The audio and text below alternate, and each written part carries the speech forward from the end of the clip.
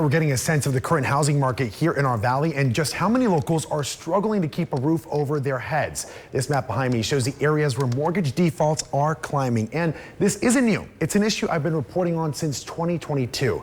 Every year, the numbers have gone up. So I went back to Sean McCoy, the executive director of the Lead Center for Real Estate at UNLV, to see why.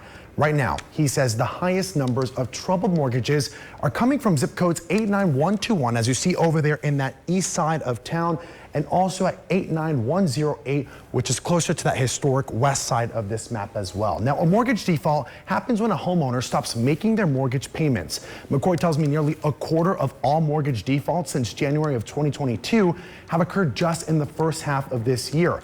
Notices of default are also up 28% from last year. And in fact, we set a record this past March with 235 in a single month. When goods and services cost a lot of money, there's less money to help pay down that mortgage. And that can, again, put homeowners in a delicate situation to make their monthly mortgage payment.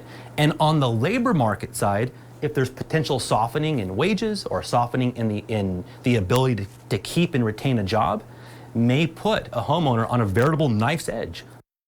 Now, there is some good news, though. We know that many of you are renters and you're expressed concerns over rising rent prices in Southern Nevada. But take a look at this. The average monthly cost for an apartment here in Clark County is down about 4.2% since it peaked back in 2022. Sean says that average rent across Southern Nevada is now $1,477, and the trend is being driven by a wave of new apartments that have been built over the past 4 years. What's the biggest takeaway that you have from your recent report about Clark County, Southern Nevada rents overall? Big takeaway, and in many ways, really good news for many renters.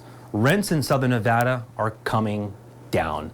Past 4 years, a lot of new supply came onto the market, and with that new supply, we're starting to see increases in the vacancy rate across Southern Nevada, and along with that, we're seeing the average rent of the average unit coming down quite significant. Now, McCoy says many landlords are offering move-in specials and discounts, but warns falling rents could reverse if construction slows and interest rates stay high.